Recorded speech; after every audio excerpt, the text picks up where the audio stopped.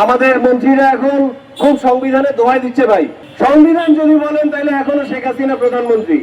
তাহলে আমাদের বিএনপির ভাইরা কি মনে করেন যে শেখ হাসিনা প্রধানমন্ত্রী? এটা তারা বলতে চান? যে আসলে সাহস দিয়ে মোকাবেলা করে, যে আসলে রক্ত দিয়ে মোকাবেলা করে, সে আসলে কখনো হারে না। আমরা যারা মজলুম, আমরা যে হাসিনার বিরুদ্ধে যে আমরা যে জিতছি, আমরা কিভাবে জিতছি? আমরা সাহস দিয়ে জিতছি ভাই, আমরা রক্ত দিয়ে জিতছি। ইরান এখন ওই জিনিসটাই করতেছে, সাহস দিয়ে সে আসলে এই আমেরিকা ইসরায়েলের মোকাবেলা করতেছে, রক্ত দিয়ে মোকাবেলা করতেছে। এবং যে আসলে সাহস দিয়ে মোকাবেলা করে, যে আসলে রক্ত দিয়ে মোকাবেলা করে, সে আসলে কখনো হারে না। তো সেই দৃষ্টিতে ইরানই জিতবে, ইরানে অলরেডি বিজয়ী, এবং সামগ্রিকভাবে এই যুদ্ধে মুসলিমদেরই জয় হবে। আমি বাংলাদেশ সরকারের আরো দুইটা কথা বলতে চাই। আমাদের অভ্যুত্থানের কথা আসলো, আমাদের অভ্যুত্থানের ফল, আমাদের গণ অভ্যুত্থানের ফল, যে গণ অভ্যুত্থান কিন্তু সংবিধানে ছিল না।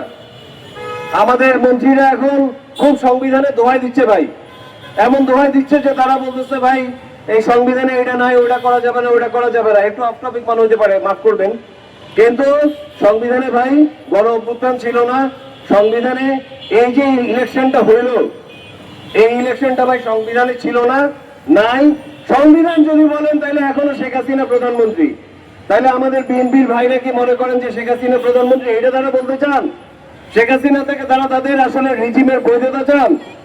তাহলে সেটা আসলে অন্য আলাপ। তাহলে আসেন আমরা আলাপ করি, তাহলে কোনটা বৈধ কোনটা অবৈধ। শেখ হাসিনা এখন প্রধানমন্ত্রী, এটা যদি আপনারা বলতে চান তাহলে আমাদের অন্য আলাপ আছে ভাই। আর যদি আপনারা বলেন যে না, আপনারা আসলে গণ অভ্যুত্থানের একটা ফল, গণ অভ্যুত্থানের একটা অংশীদার এবং ফলাফল, তাহলে আপনাদেরকে জনগণের যে ম্যান্ডেট, গণ অভ্যুত্থানের যে ম্যান্ডেট, সেটা অক্ষর অক্ষরে পালন করতে হবে। এখানে কোনো ইফ বাট যদি কিন্তু এইসব কিন্তু চলবে না। এইসব চললে তাহলে এইসব জিনিস বললে জিনিসটা কিন্তু আসলে বাইরে যাবে, মানে ক্ষতিকর দিকে যাইতে পারে।